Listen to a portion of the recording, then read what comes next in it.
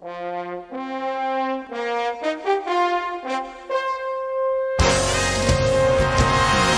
to Sports Sushi.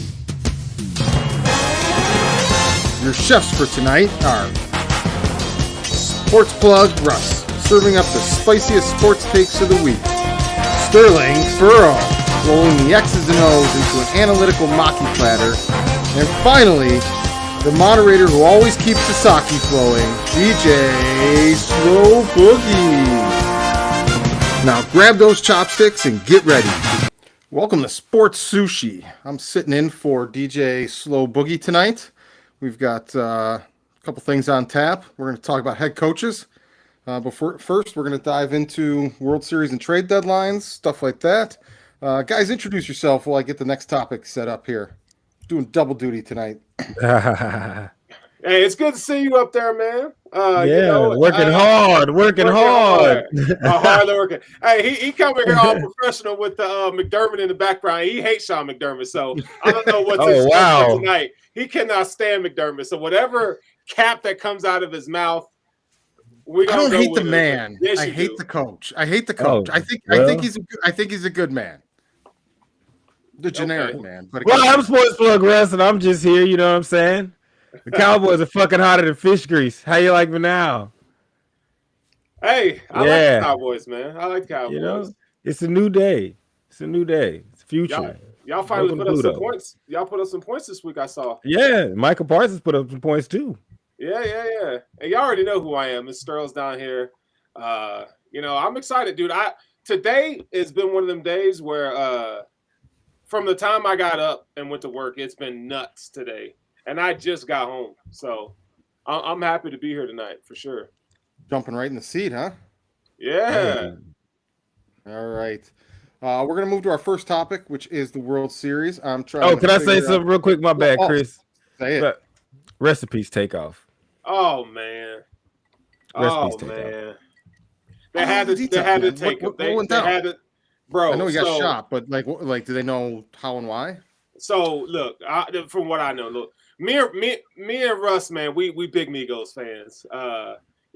From the A, Takeoff was the best Migo. I don't care what nobody says. And we're not just saying that because he died, but apparently, Takeoff and Offset, because the Migos broke up. Takeoff and Quavo, sorry, Offset is off. He's doing his thing, but apparently they went to a private party. Jay Prince's son. They had a private party at a bowling alley. Quavo was in a dice game with some guys who had mob connections. Apparently, he got into it with one of them and didn't go well. Apparently, allegedly, one of Migos guys kind of jumped in it when it was kind of a scuffle kind of happened. One of Migos guys jumped in it, started shooting. Shot to a crowd of people. Takeoff was hit. He was hit twice. So he was hit once by the mob people from the other camp, and they say he was hit by one of the guys from his own crew. So he was shot in the head, shot in the chest, and shot in the arm are the details. And I don't know. Do you know if it was they said there was alleged drive-by shooting because the car they had left, the scuffle broke out, they left, came back, went around, and then that's when it all kind of took place. I don't know about all that, but I just know that to all the people out there, just take your guns away. You can punch people and live another day. Punch them again if they make you mad again. You don't have to kill people and shoot people. Shit's kind of getting redundant. You know what I'm saying? This shit is not Grand Theft Auto. This is real life. Yeah. I'm tired of seeing people die and not come back. You know what I'm talking about? So, to all those out there, it's cool if you own a gun. If you need it for protection, leave it in the trunk. If you're going someplace, you have an altercation. Shit goes down like up in the trunk. What am I gonna do then? No, I'm telling everybody to leave that shit in the trunk. Because I honestly like the only reason that people have all these guns nowadays is because no one wants to get caught on camera getting punched in the face. No one wants to be in that situation. No one really wants to get punched in the face. And the only way not to get punched in the face or not to have a scuffle is to have a gun with you and pull that bitch out. Well, I'm telling everybody, stop doing that shit. Because that shit is really fucking bitch made. If you want to go somewhere, go somewhere. And how about this? Not incite violence. That's one thing that you can do is just not be violent. And number two, if you are going to be violent, let's just not do it at a level where people got to die. You know what I'm saying? I know that things happen. People may get into scuffles and fights and all that kind of stuff, and that shit happens. But like, you know what I'm talking about? Like, people got to stop like ending shit. Like, you ain't got to die over a dice game. The shit's stupid. Yeah, I mean, Fucking pointless. rap culture in and of itself is I'm tired of it. Like how many how many people do we got to see their life taken away? Dolph, is another one of my favorite artists. Two of my favorite artists died within a year. Mo3 was in there, Yeah, another Texas dude. It's got to stop, yeah, man. It's got to stop, dude, because all the dope artists are dying. I mean, really, like, yeah. and it's Also, not just because they're dope. on some Like, it's bullshit black on black too. crime. On some Also stupid bullshit. stuff, man. It's Yes. sad, bro. It's so sad. So yeah, Chris, that's kind of what's going on in the rap culture. It's trash. I hate it. Yeah, it sucks. All right. Well, I've got to be the guy that's got to transition from that to back to our topics. Might be. We got a little sidetracked there, and I think DJ Slow Boogie was trying to call in from the mobile phone, and we couldn't pull him in fast enough. So that's SOL on that one. But on to our first topic, which is the World Series updates for anyone that's actually watching the World Series. Do people still watch baseball, guys? Yes, they do. Yes, they do. What's going on there? Did was Game 3 rained out? Well, it got rained out. Then of course they played it again. I mean, it's more like, so game one was kind of like noticing that Philly had it. I'm gonna give it to everybody in a nutshell because I know when you talk baseball, people are like, "Holy Christ, please stop it!" So I'm just gonna give it to you really quick, like what I'm saying. So really, yeah. So real quick, game one was basically letting you know that we got two teams that can really, what I'm saying, play. Philly came back and Philly showed that they had the gumption to contend with the machine that is Houston. Game two, you got to see Houston say, "All right, hey, this is what you want. This is what you got." Now, game three. Game three had a lot wrapped up in it because although it was a 7-1 win and the Phillies were dominant, there were things said like the pitch count was known and the stuff like that. So on two coins, it seemed like, hey, we don't give a fuck because y'all cheated before. But I give Houston credit because I do not hear Houston fans crying about cheating because they know that if anybody is to get cheated in baseball, it is them. And they think they probably did get cheated. If you watch the game, yes, they probably did cheat and know them pitches because they lit that motherfucker up like the 4th of July. First night in prison, bend over. Like, but you do have to hit the home run. You know what I'm saying? So it's kind of like getting an open shot in basketball. You got to hit that bitch. So, all in all, it looks like Philly's got two games to destiny, and Houston's got a game to get this shit back on track. Otherwise, they in some real deep water. But that's baseball in a nutshell from Sports Sushi. Sterling, anything to add? Yeah, no, man. Bryce Harper came up big last night, man. He did. That's got to go. I think we got to give our flowers to Bryce Harper. So the fact that the Phillies are 2-1 on the flex bomb for Bryce Harper.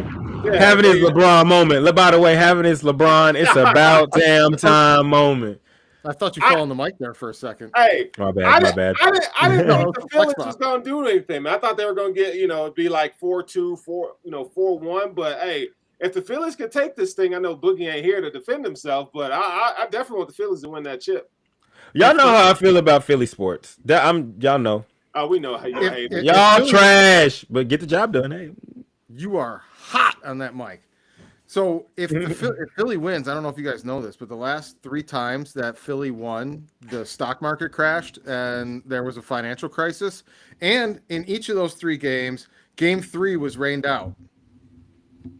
So we're repeating history. We're going to hit a recession whether they win or if they win the World Series or not. We're screwed. So I mean the Fed interest rate went up 3/4 of a point today. So yeah, it's a wrap.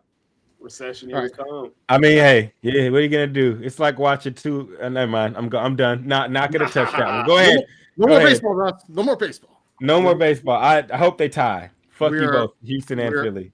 We're moving on to this day in sports. What do you got for us, Russ? Oh, yes. Okay, so this day in sports history. All right, so this is kind of like, in honor of basketball being going on and everybody likes points on this day in sports. 1990, the Golden State Warriors registered 162-158 win over the Denver Nuggets at McNichols, I like that name, Arena. With 320 total points, setting the NBA record for the most scored by 2 teams in a non-overtime regular season game. And they say we don't play defense now. That was in 1990. By the way, I did that for two reasons. One, to show you that in 1990, when we talk about the golden age of defense, that was when the most points were scored between two teams. Hey, Nobody could shoot in that time. That Do was we the know most who got the points most scored. points in that game? I do not have that. Oh boy, no follow up listen, questions. McNichols is still I didn't promise you the full lesson. I just promised you the tidbit, Chris. But now that you have brought that to my attention, I think I have to look that up and I have to add yeah. that. Some Go ahead kind and of look that tidbit. up. McNichols Arena is still exists. I've been, they do the high school championships for basketball in that arena, amongst other. The arena is. It looks big in that picture, but it's small and it's run down, and it was like a homeless encampment during COVID. It's like the Forum. Dog, it's rough, but yeah, McNichols is still around. Just FYI. All right, moving on to our first NBA topic of the night. Apparently, Kyrie Irving's gone crazy. So that what everybody's saying? I'm gonna be gentle about this one, but go ahead, Sterling. I'll let you take this one first. I'm probably gonna have to. And by the way, Kyrie one of the coldest basketball players of all time with a rock in his hand, Chris Mullin scored a game high 38 points and went 16 of 25 from the field. the white boy. That boy. And listen, Chris Mullin was a bad dude, but Yes, sir. Kyrie, man, he's on that Kanye style of life right now. He just can't seem to shut the hell up. I don't know, man. It's like they're focused on everything else besides basketball. Like I'm all about freedom of speech and speaking your mind. And the thing about Kyrie is he comes out and he's like this very peaceful. He comes across as this peaceful kind of. I'm just talking about historical facts and all this stuff, but at the end of the day, man, it's like you gotta read the room. Just like we talk about Russell Wilson on the show, not reading the room. I feel like Kyrie. Which he might have finally started reading the room, but we'll get into that. My bad. Yeah, My bad. right. Russ may have, but I just feel like Kyrie needs to play basketball, and I'm all about players speaking out, but at some point it's too much, man. It's too much. And I feel like he's kind of done enough. Here, go ahead, Rob. No, you got it. All right, I got a question. And I don't want to get into defending what was said specifically, so I'm going to take a general approach. If freedom of speech is really a thing and it's going to exist, doesn't that kind of by default mean people have the right to be stupid? People are going to be stupid regardless. It's like this. If you're on a team and you're not winning, and you're going through the offseason that they had and the drama that they had last year, I feel like even though you have a freedom of speech, I feel like you should use wisdom and discernment and say, you know what, I'm gonna shut the hell up. Yeah, I understand that from the business standpoint. I think Sterling's getting at another point, and that's like, how is this, affecting a team? And Sterling, you're always gonna win that one because no one fucking wants to surround their team ever, would ever want any type shit. In sports, no one likes any distractions at all. You know what I'm saying? They would wish that you would just go home and come back and play the sport that you play. Now, I think that we need to get to a point where we can, like Chris said, like people are allowed to be stupid and people are allowed to be stupid and be taught. You know what I'm saying? Without being verbally like punished to the point of like just get him out of society. So like I said, I'm like Chris, I'm not gonna get into all the shit that goes into what what I'm saying they were talking about, but I am gonna say like instead of everybody being like, what I'm saying, fuck Kyrie, we gotta like instead of them trying to incinerate this dude and get rid of him, if you want it to go away and you want it to be something that's like just a thing of the past and you want him to learn, like then go towards him without the aggression and like, hey man, you are so because I think we can all agree he doesn't come off as a person that wants evil to come out of this. He comes off as a person that is uninformed and was trying to get educated, and he went to the wrong side of most people's of the thought. Yes, wrong. It's the wrong side. He went to the wrong side of things first. You know what I'm saying? And so the people that are on the right side, and when I say wrong around, I'm talking about the information that's at hand. Holistically, the information at the hand, not little bits of truth sprinkled in with a bunch of fucking false narratives, but the people that could tell you the whole truth, go to him and like teach him, because if he's really this person that he says he is and he wants to learn, he's not going to turn you away.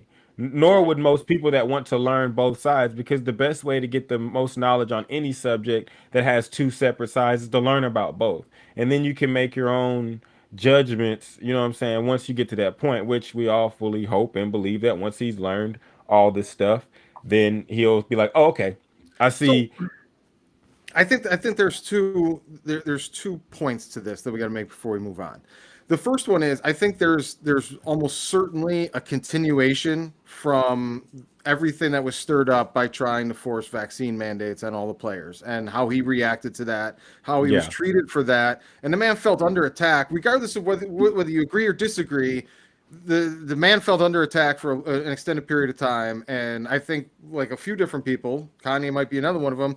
Scorched earth is completely in play at this Yeah. point for these folks.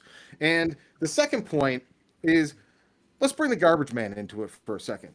Kyrie's a basketball player, high profile, all this, that, and the other thing. This gets into the Charles Barkley point of do these people have a responsibility to be a role model, or No. do they have No. the freedom to be their own person? The I garbage don't think they should be rolling us all. Yeah. But go ahead. if the garbage man believes in the spaghetti monster, does anybody give a fuck? Like No. nobody cares. Pick up the garbage, take that shit away. Yes. I don't care what you think, what you believe, get on with it.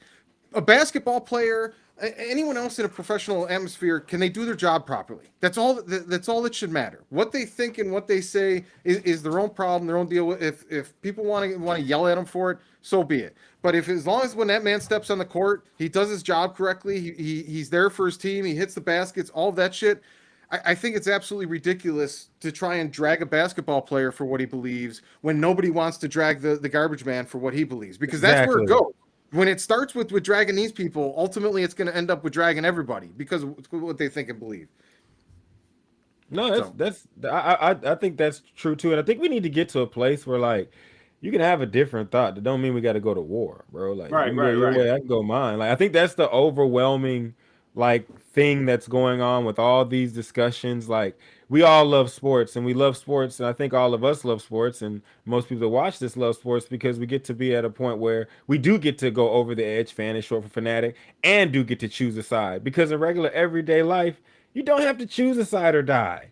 You know what I'm saying? You could just choose a side and live on that side. You know what I'm saying? Like, and I think that's a big problem that we're having. People want it to be the destruction of Kyrie when, like you just said, man, just let him go do what he do. If you want to listen to him and follow what he says and think that it's right, then I mean, hey, you need some more education and it will come your way. But if you don't agree with what he says, then shit, watch the game and be happy. but at the Like end of it, the day, this is what criminal laws are for. You whatever you think, it doesn't matter. It doesn't matter how toxic exactly. it is. Doesn't matter how hateful it is. Doesn't matter how nasty it is. When it becomes a problem is when you act on it. When you go and impose that belief, that thought, that thinking onto other people, that's when it becomes a crime, and that's what we have laws for. So think stupid shit all you want, but like I don't want somebody telling me that like I can't believe in the spaghetti monster. So let's take it from the guy causing problems off the court to apparently the guy that's dead weight on the court, Russell Westbench. Is that what we're talking about? Actually, I think I am going to be fair because I'm equally, as I always say, I'm try to be fair as I can. You know what I'm saying? And I'm rough on Russell, so I will be fair and say from what I've seen, and you heard me say it a little bit. Man, he kind of like when Buns decided to be a preacher in Belly. Like he turned the corner.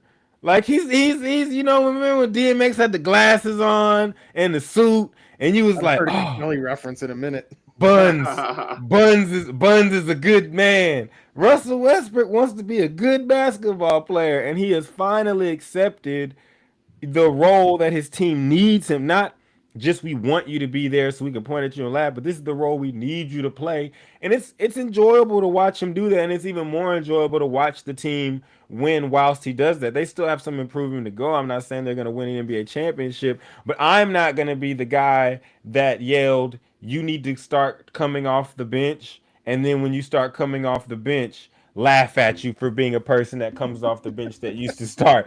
I'm not gonna be that dude. I'm not. That'd be a horrible thing to do. So I'm not gonna be that dude. But I will say I like to see it. And you know what? If he accepts this role, he's got enough time that he could win Sixth Man of the Year. He could really do that. That's a real Yeah. possibility. To me though, it comes to what was broken, because I don't think it was Russ coming off the bench. I think it's Pride. just what in his game maybe that he could identify? I mean, I wish we could get him on the show to talk about it, but what was broken in his game to where now you're starting to see some success, kind of look like the Russ of old? I mean, he's still he's never been a great shooter. So when people post the stuff of him missing shots, and that's been Russ's whole career, he's never been a deadly shooter. You played basketball, Sterling. The most important thing to have in basketball is confidence. Correct? Yeah. Would you agree? Yeah. Okay. So talent goes a long way too. No. But you've seen people with a lot of talent but no confidence, and you're like, that nigga's bunned, or you know what I'm saying? He sucks. But why? Because he doesn't believe he can be good. And you've seen a guy that's not really that good, but his confidence level is so high that he plays better than the other person. So, and I think what goes along with that is you're like the pride. He had to put his pride aside. Like, this guy is a very prideful human being. And I think we were watching in real time, not so much the fight itself, but just the whole journey of him getting to a point where he wasn't the same Russell Westbrook that he was when he was with OKC, realizing he wasn't even the same guy that he was with the Rockets, then realizing that he's gotten to a point where his best attribute for a team with his ability is not at the starting point guard position. Yeah. And when you really think about that, from what he's, you know what I'm saying, like the heights of superstardom he was at to where he is, you're like, that's I won't even call it a fall. That's the transition. That's a transition that some people, you know what I'm saying, that some people can't make. It took Melo to get kicked out the league to make that transition. You know what I'm saying? So, like, I just think that we're watching that. I think that he had to go through some stuff emotionally, probably. I don't think he'll talk about a whole lot of that, but shoot, you know what I'm saying? I applaud it. You know what I'm talking about? Flex bomb for Russ coming off the bench, and I'm getting dubs. Before we move on, let me ask you guys both this question.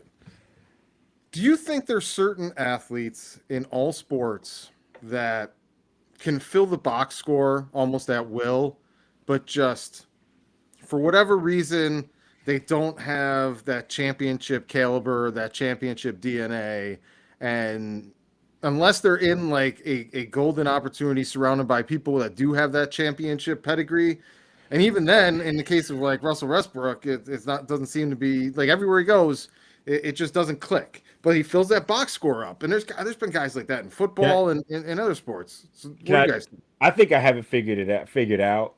Sterling's like, come the fuck on, Russ. I think I have it figured out. You know what I'm saying? I would love to hear me and my super brain. No, but I think it goes along with. I don't think it's like championship. It may be DNA. It's the willingness to do what is needed to win, regardless of how it makes you look. All these guys can fill up the stats.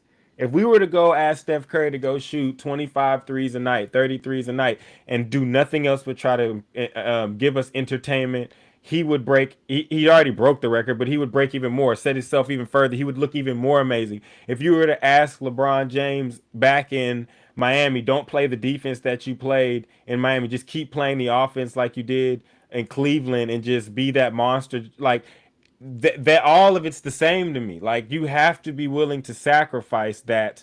Some players are never on a team that's good enough. That happens. But some guys can't sacrifice being number one. Sir Charles Barkley. Some guys cannot sacrifice that.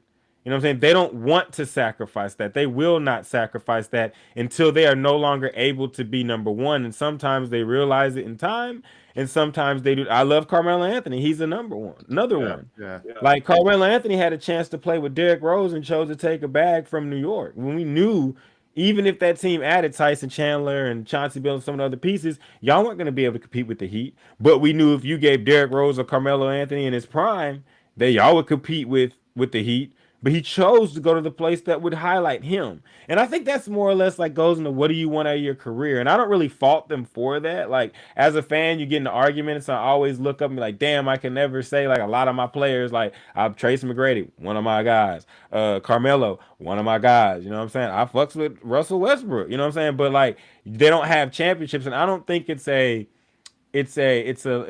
like a negative on them, but I do think it's a thought process that some players do not have. And when you can put some players in a position to where they don't have to change their thought process as far as how they play on the court, which is what the Lakers were trying to do with Russell Westbrook the entire time by telling him come off the bench because they were trying to let him know you'll be able to play the way you want to in this role, and that'll make you play better. But his mindset is, but I won't be Russell Westbrook, the last person called in the starting lineup when you start to call our names. I won't be the one in lights. And people are like, you're selfish, but it's more or less like ego. What do you? It's ego, but it's more or less, but it's also like, what do you want? What you playing for? Like not necessarily ego, but like what's fun to you. You know what I'm saying? Like some people like to play Madden on arcade mode, not because they suck at the game. That's what's fun to People them. are psychos. Sterling, playing Madden in general it makes you a crazy person. But I think it's identity. It's identity meets legacy, right? You know, some of these guys, like Kevin Garnett, was one of those guys that had that championship DNA caliber, whereas Dan Marino, in my opinion, wasn't cut that way. I just don't think he was. You know, James Harden is another guy. Can I ask you a question though? Yeah. Because I get what you're saying, but I'm saying now, and this is where I come into the mindset part. Do you believe that if Dan Marino were to allow his team to switch up his offense to a more run-based offense and just let him make all the throws, they would have won? Because I think he would have. I don't think so. Like let's say this: if you switch, they had talent. Talent was never the question. But I'm saying this: like switch Troy Aikman and Dan Marino, because Troy Aikman just made all the throws when they needed him to, but we didn't ask him to do shit else. It was Troy, make these slants to Irving. You might go deep every once in a while down the field, but you're gonna turn around and hand this bitch off. You know what I'm saying? Don't throw no picks. If you put Dan Marino in that style of offense, or that style of offense, I think he wins multiple Super Bowls too. But I think what goes into it, what makes them not cut for a championship, is their unwillingness to be able to say, like, I'm going to give some of this up. Like Peyton Manning, go ahead. But yeah, go ahead. My bad. Go ahead. I think, I mean, we got to get back into basketball here on this. We got the wrong background up, but I think Dan Marino is a glorified Jeff George. I'm not even going to get into that because I think that's sacrilegious. Y'all disrespecting my boy Dan. I'm not saying Dan Marino wasn't good. I'm just saying, like, when I'm not saying Jeff George wasn't good. True champions, I just don't feel like, you know, I mean, I just don't feel like Dan had it. I just think some guys. I'm not going to get into the Dan Marino thing. We could debate that. We could get in there at some point. Maybe not tonight. I need to do some research because there might be some things about Dan. Y'all are Bills fans. Y'all are Bills fans. If it comes out of my mouth, he gonna want to debate it. Y'all are Bills fans, so y'all got the inside scoop. Y'all got the inside scoop on the Dolphins. That's like trying to talk to me about that team in Washington whose owners got to sell it. But back to basketball because they're trash. But back to basketball. I think that sometimes you just have those guys that are willing to just, you know, sacrifice even their own role. And I don't want to get into Michael Jordan because he was a different. Yeah. It was a different. That whole situation was different. Well, no, not even I can get into some other things, but no, I'm just saying like how the whole story of Michael Jordan was developed, and that's what makes it so amazing and so great. But like he was a guy that was afforded the opportunity to do it alone and couldn't. But he found get reinforcements. But he was able, like LeBron, to still be the spotlight. You know what I'm saying? So like they have the uncanny ability to do both. You know what I'm saying? That's what makes those guys really special. They have the ability to be the guy in the spotlight while being the guy that wants to have everything for themselves. You remember when LeBron? Tom Brady's another one. You remember when LeBron played the San Antonio Spurs? And he was such a slasher. When they won or when they lost? When they lost, he was such a slasher. The second in Miami? No. Oh, when Cleveland? He was with the Cleveland. Oh yeah. And the whole thing was LeBron has no game in the post. Mm-hmm. Like people like that. That's where the identity comes in. Like people like that learn to transcend or change their how they do things to make themselves more effective, whether that's from a leadership standpoint, whether that's stylistically. Jordan, LeBron, Kobe, Shaq even. Here's another one from far distance that's not so Dirk Nowitzki. Absolutely. So you have to be able to evolve with what's at hand, the leadership to the on-field, on-court play. You got to be able to mold and change. I think that's what elevates you, makes you great. And I'm not gonna sit out here and let these people bitch up in the playoffs and nut up in the playoffs. Now there is something that comes with taking a deep breath and saying, I gotta do this shit. Like there's a reason why we look at what LeBron did in Game 7 in Golden State. No matter what you think of him, you look at that game and you say, like, bro, you did what? Like, you did what? You know what I'm saying? There's something to that. You know what I'm saying? There's something to Michael Jordan going to the Garden when you're allowed to slap a person in midair and fight. You know what I'm saying? And get it done. There's something to all that shit. There's something to what Kobe was doing when Shaq fouled out, hit them shots and let everybody know we're gonna be okay because I got that shit. So there is still something to that, but I think more so. I think there's a lot of guys that can make those type of plays and make those type of moments, but I think there's something special inside of a guy that says, "I'm gonna kick that bitch to Robert Orr. I'm gonna give it to Ron Artest, or I'm gonna throw the oop to Shaq, or I'm gonna let Scottie Pippen do his thing for about 5 minutes." I think there's something that goes into that, and coaching matters too, which we'll get into later. But Oh, good tease there. Transitioning us into the next part. I'm gonna leave us with a final thought on the Westbrook thing. All right. Westbrook is kind of like the Dan Marino of the NBA. Ooh. So, but Dan Marino's great. Moving on to NCAA. I'll give you that one. I'll give you that one. I mean, UFC. We have Michigan State. Yo, did you say UFC? Man, more like backyard brawls. They beat the shit out that boy. I only saw like little clips, and I see folks are lawyering up, and charges are going down. What I made a list. Happened? I made a list. You're a Michigan fan. Do you want to go first? You want to cap it? You want to go first? Or you want to cap it? It's up to you. You know what? You can go first. You can go. No, you're the Michigan man. No. I want to hear your perspective. Okay, I made a list. I made a list because I watched it. One, got a list. There is no, and I watched it, and I checked it twice, Chris. You know what I'm saying? And you know what? Some Michigan State players were naughty, but that Michigan player was not nice. You know what I'm saying? But I'm gonna tell you like this, man. They beat the shit out that man. Number one, do not have a tunnel for two teams that just got through playing football to run through at the same time after the game. Okay, hold on. Can I interject here? You can interject in each one of mine. That's number one. But go ahead, interject on that one. That tunnel has been there for over 100 years in that stadium, and it hasn't been a problem. Has not been a problem. That we know of, Sterling. Dude, I've been following. Go ahead. You think that's the first guy to get beat up in that tunnel? Number one, no lies. Your mic is way too loud. Way too loud. It's drowning everything out on that. Just push it back a little bit on that. Who, me? Yeah. Your mic's super loud. Number two, in the same week, the Bills had a problem in the same kind of situation with the tunnel running down with Diggs and Jair Alexander talking. That's different. It's kind of different, but it leads to the same end game inevitably when it happens enough, and they're always running past each other in that. Inevitably, you're going to have a fight. Yeah, Facts. But when it's Michigan State, I mean, let's just be real. It's East Lansing. I mean, they hate each other. Them schools hate each other. Well, I think there's some things from both sides where it could have been better. Where was the security? You know, Michigan State and Michigan is always a heavily. I do agree with that. They were taping it, Sterling. They were taping it. I'll tell you what, they were taping it. It could have been, the security could have been better. The Ohio State game last season got very chirpy between halves. Michigan, Ohio State kind of got into it, but no punches were thrown, just pushing and jabbing, just talking, you know what I'm saying?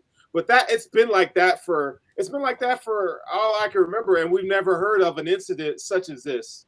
They were in the wrong. First of all, if you're a Michigan player, why would you even do that? Like, your whole team is out there celebrating with the student section, but you want to go to the locker room by yourself after y'all just bludgeoned Michigan State 29-7. Why would you, like, from a hood dude to a hood dude, Russ? You don't move like that. You don't move like that. It's stupid. It's stupid. Sterling, from a non-hood dude, you don't move like that. You don't move like that. I don't care how tough you are. I don't care how tough you are. You just don't do that. So I that's on him. But for him to get beat up like that, there's two dudes that got beat up like that, like real bad. So now on the Michigan State side, you got a coach that he with the shits. He is hard nosed and tough. So he brings that to his football team, and I think it got out of control. You know, they didn't. I don't think they did a good job at like taming these players. And when you get beat like that, I understand like you mad, but it still doesn't excuse hitting dude with the helmet. Yeah, and they gave Watching one scholarships down the drain. bro. No, yeah. See, that's the thing I was gonna get into because you covered my other points. My other points was 2, you don't run around a team that you just beat like that. Yeah. You saw what happened with LeGarrette Blount. Someone's going to punch you. You just got through playing.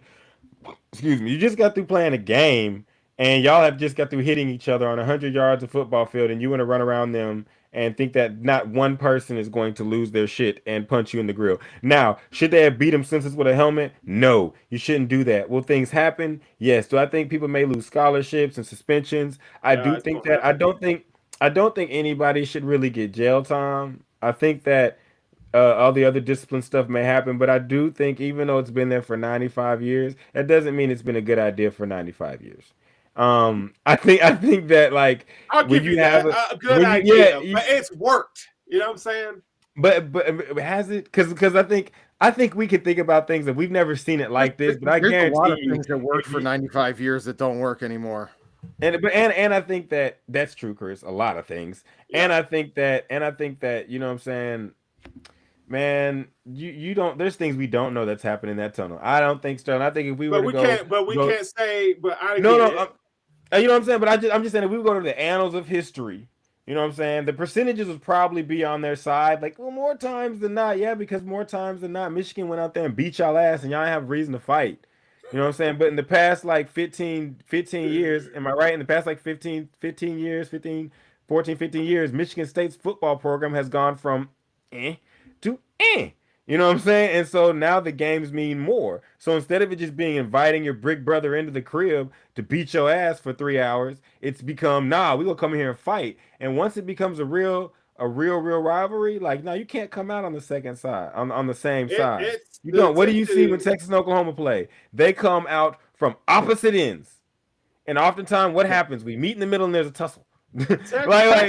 Texas Oklahoma is a better rivalry than Michigan State, but rivalry between those two schools has always been intense, regardless of who's been good. They just hate each other. You know, these schools are separated by 30 miles or something like that. But it's literally it could be improved. It could be improved. So but you don't do what you did. It's literally like bro. I was just gonna say it's literally like bro against like twin bro that nobody knows about. Like I'm the same as you. We're only right next to each other. Fuck you. No one likes you. Final question on this topic. Where do you guys see the end result of the fallout from all of this? Do you think there's going to be charges? Do you think anyone's going to jail? And at the very least, do you think there's careers over? Or do you think these guys will end up back on a football field, back down to JV, and then back up? Nah, I don't think there are going to be any like jail time for these kids, but maybe in suspension indefinitely. I'm not going to take scholarships away. You know, I think that's. Well, the dude that hit that guy with the helmet, he's probably gone. He's going to last chance you. Yeah, he's going to last chance. He gone. For sure. He look forward to seeing these guys. But Miles Garrett did it. Miles Garrett did it on primetime on the field. You know what I'm saying? Like East Mississippi Community College coach just said, "Oh yes, drop a flex bomb for me." One time for last chance you. I'm going to transition through the flex bomb. I'm going to be dropping a bomb on Bob in a little bit here, but apparently Bob got himself another job and he's in at Auburn. You guys think this is a good move? Bill O'Brien's bitch ass. I'm sorry, Bill. I said that and that was so rude. But you are the motherfucker that completely obliterated the Houston Texans. You traded Hopkins. You made J.J. Watt want to leave. And I, at no point in any type of leading any type of football program would want Bill O'Brien at the helm of my coaching staff. Why would you do that? Even though I know he gets a lot of credit for bringing Penn State out of the situation. Ooh, yeah, I left that one alone, Chris. I like there was a joke and I was like, ha, Sega, no, throw it back there. But yeah, they got out of that situation with him. But that's his only saving grace. And as Auburn, why would you literally hired like Robin? You hired not even Robin. Who's like fourth in the Batman pecking order? And he's not yeah, he's at the bottom. Like, okay, so you have what's Nick Saban's coaching tree. I'm just saying Nick Saban's coaching tree. You know what I'm saying? That's the guy you pick. Really? He's the Matt Patricia. He's the Matt Patricia of college football. Because he's a genius. He beat freaking Mickey D in the playoffs. You got to get this guy. Auburn, I hate you. Auburn, I really hate you. You don't have a quarterback, and you let Demetrius Davis walk off your campus. Shout out to North Shore and the good football program they have there, as all the other Texas football programs, because we are the king of high school football. But you got rid of Demetrius Davis. You don't have a quarterback. The coach you have at the school right now looks like he doesn't know what he's doing. You want to get you got this guy Bill O'Brien who's going to come in and probably win a lot of games. You know who he's going to lose to? Nick Saban. You know who your rival is? Nick Saban. Like, what are we doing here? He gonna lose to LSU. Like, is Oklahoma gonna hire Steve Sarkisian's best assistant or worst assistant or mediocre assistant? No. Bill O'Brien wasn't really good at Penn State, if you ask me. He wasn't. They were just so far low. They were just so far down. I just think they could have taken the ugly girl to a first party. They could have done a lot better than Bill O'Brien, man. But that was a terrible hire. Hell of a lot better. I'd rather have Urban Meyer. I would too. And I know people are gonna be like, "Why would you do that?" Because he wins, and that's what this is about, people. So I'm sorry. Because he wins. Yeah. All right, we're gonna move on from that one. That one doesn't seem real exciting. His quarterbacks ain't shit in the pros though. So always a good time when number one plays number two. Tennessee seems to be coming out of nowhere here. I haven't really followed college football since the. We can tell, Chris. We can tell you love this. The downfall of Penn State.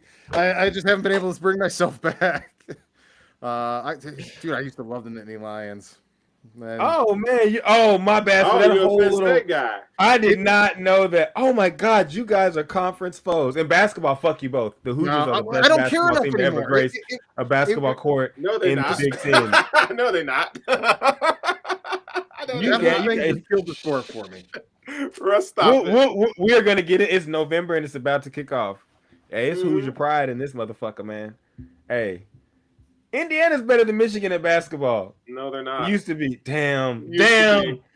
I like the Cowboys. I like the Hoosiers. What are the teams I like? We're good at all. They're not. Indiana. No. We're going to beat y'all this year. You might. Maybe, but. It's sad. Oh man! All right, my bad, Chris. We was over here. Oh, that's right. I'm butchering the transitions and the scenes over here. So feel free. Tennessee, and Georgia. Georgia. Well, see, Chris, since you don't really fuck with college football. Sterling, I know you dabble, but you dabble for draft purposes.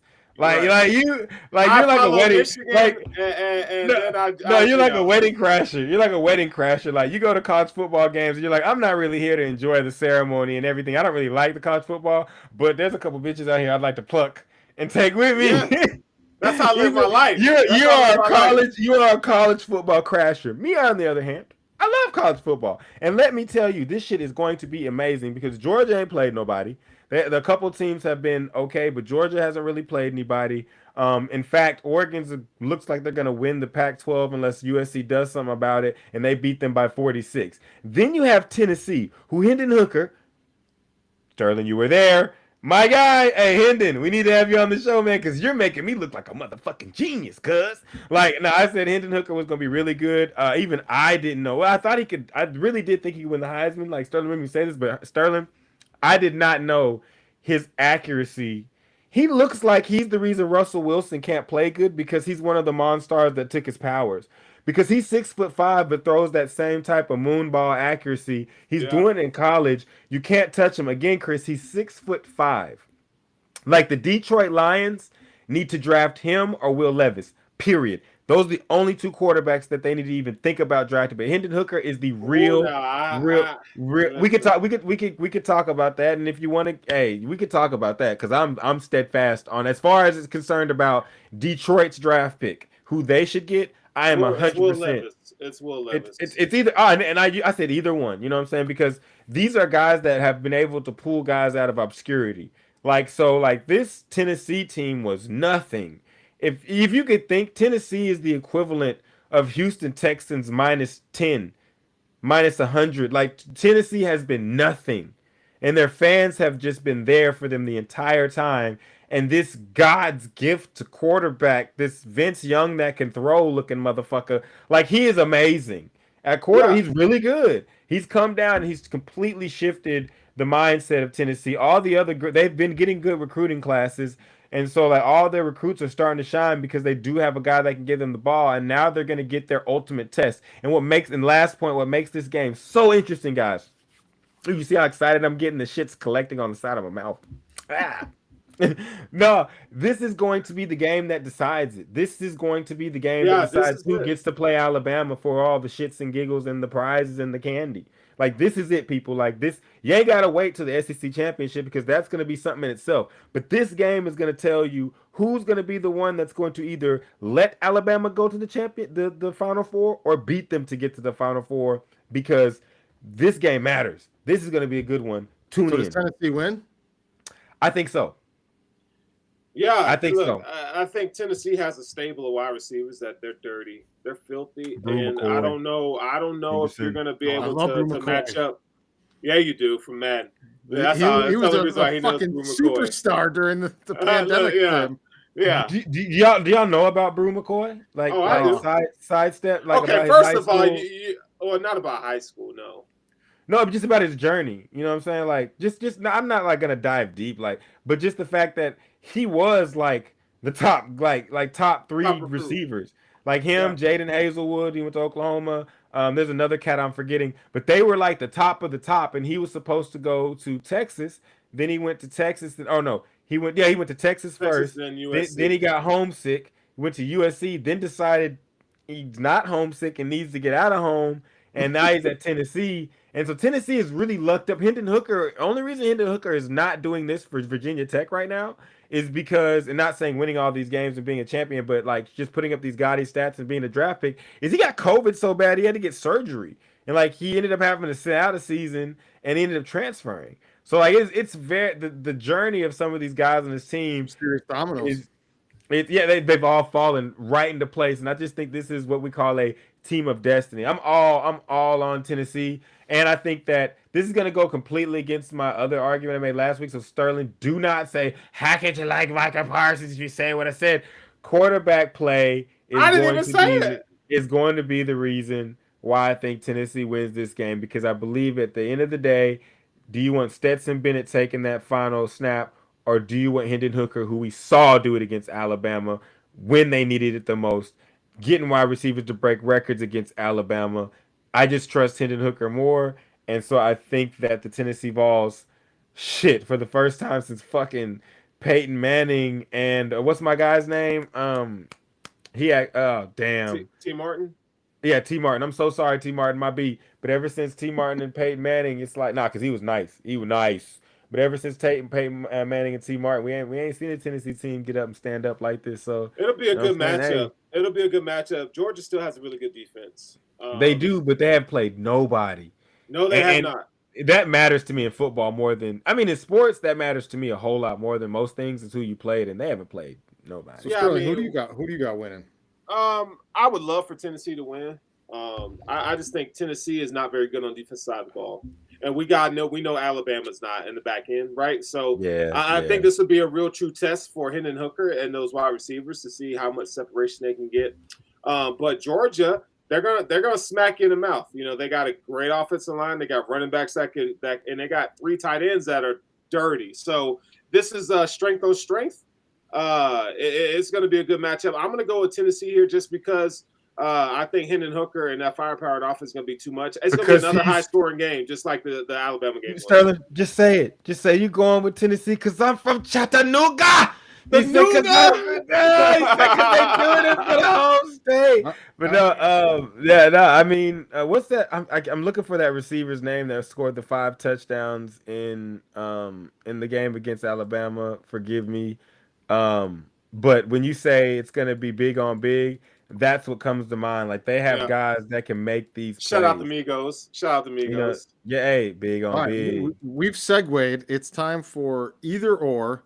Jalen Hyatt. My bad. Sports plug Russ, you've got this set up with Asante Samuel and Ronde Barber this week. Yeah, it's either or. I know I like to take two things, get y'all discussing them. Y'all can hit us in the comments who y'all think is better. Yes, we have Asante Samuel and Ronde Barber. We got Asante Samuel played from 1997 to 2012. We got Asante Samuel played from 2003 to 2013.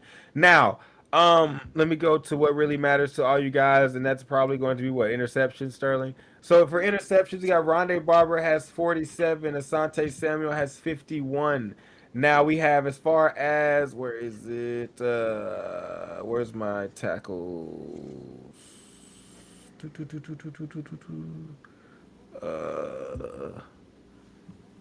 Yeah, okay, so that's why it's mind-blowing. I'm sorry. I skipped over it twice because when you hear this number, you're going to say, Russell, you're lying. So as far as tackles are concerned, this is not a lie. This is not a joke. Ronde Barber has 1,044 solo tackles to Asante Samuel's 398. That is called two different generations of football. Now, if you ask me who do I want, I actually went with Asante Samuel, even though I saw that gaudy solo tackle disparity. But I still would say, and Ronde Barber has 18 QB hits, and Asante Samuel has 0. But I think Asante Samuel was a predecessor of these lockdown corners you have today that did not need the physicality to get the job done. Asante Samuel actually won me over this week. I don't know if you guys saw, but somebody interviewed him about something recently. He was on one of these player podcasts, and they were asking him about like the heyday of the Patriots and all of that. And he came out and said that like he never bought into the Patriot way. He's not doing all that bullshit. And some of these guys drank the Kool-Aid and they were all in, and he called them company men and shit. Yeah, no, he's dope. Asante Samuel was actually really. Did you hear the story about when he was talking about when he was asking Bill Belichick to give him his money, and they were like going back and forth, and the game came. It was like in the mid 2000s, probably like 2006 or 2007, and he was talking about how he played against, I want to say it was the Eagles, but he had like four or five. It was a fucking gaudy number of picks, and every pick he got, he was screaming, and they thought he was screaming at the opposing team. He was like, no, I was screaming at Bill Belichick. Like, you fucking see this shit? I'm worth every fucking penny that I'm owed. So I was like, Asante Samuel is the truth at playing the defensive cornerback position. Ronde Barber obviously was better in run support, obviously, with the amount of tackles. But I would say, give me Asante Samuel. I like the way that he did his thing. I'm gonna go with Asante too, man. I think he was his coverage ability was unreal. Ronde, he played a different era, run era, so corners didn't have to be the physical specimens that they were when Asante kind of started playing. That's why Dion was so great, because he was a new age corner back in the day. Yeah, I don't want to shit on Ronde. He did his thing. He'll lock you up too. But if you watch Asante Samuel get down in the position, it's beautiful to watch. Yeah. No homo. All right, gentlemen, moving on from either or, we've got our official main topic of the night. I'm going to start this topic with an opening statement. Do you like that, Chris? It's the main topic time. We got to get live. Drop the bomb. All right, I'm going to start this with an opening statement. I fully expect to have my Bills Mafia card revoked by the end of this statement. But the thing is, this statement comes from how much I love Bills Mafia that somebody needs to say the elephant in the room. Marv Levy wasn't good enough. Despite a superior roster, talent, and experience, the Bills were outcoached in all 4 Super Bowls. But Marv Levy, to this day, is beloved. Is he a great man? Even a great leader? Absolutely. But when on the field with an equally superior roster or against an equally superior roster, the difference was him every single time. He wasn't good enough to win a Super Bowl. No city and no fan base should be more hypersensitive to good isn't good enough to be great than Western New York. Those 4 Super Bowl losses had a profound effect on our community. It taught a generation of people like me, no matter how good you are, talented you are, or how much work ethic and resiliency you have, you will always be the Washington Generals to the rest of the country's Harlem Globetrotters. My generation then raised a generation of Bills fans where the outcome became secondary to the party because the product was so inferior. For 2 decades, expectations were reduced to rubble. Then along came Sean McDermott, Josh Allen, and Brandon Beane, and everything changed. But did it change enough to surpass the 90s or just enough to surpass the 20 years of lowered expectations? My greatest fear for my hometown, for the younger generation of Bills fans, to have their hearts not just broken, but traumatized in a way that is reinforced over and over and over again. Yes, that was 4 times. I want this generation to learn from Allen and Beane that the pursuit of true greatness looks like. I want this generation to learn from Allen and Beane what the pursuit of true greatness looks like. Where good isn't good enough. So many folks are just happy to be better than we were, to once again be relevant. They hope this team wins a Super Bowl. That is shameful. It's the culmination of generations upon generations groomed to just be thankful for one moment, please. With Josh Allen, who is the absolute pinnacle of the quarterback position, and Brandon Beane, who is without a doubt the best GM in the league, nothing short of a dynasty should be the goal. Standard and expectation from this point forward. Every decision should be made from that lens, and anything standing in the way of achieving that level should be under constant pressure to be upgraded. Last year against the Chiefs definitively proved Mickey D is not bringing a competitive advantage to games where the roster talent is comparable. In fact, he is a disadvantage that must be overcome in the face of another mediocre head coach, even in the face of another mediocre head coach, who ironically happens to be his mentor.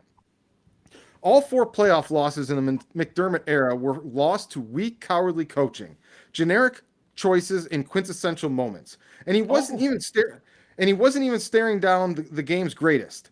He was outwitted by coaching legends like Bill O'Brien, Doug Marrone, and Andy Reid twice. The latter, ironically, being the example many casual Bills fans hold up as the ideal comparable for McDermott, which I would hold up as well as the ideal comparable with McDermott, except as the absolute worst-case scenario.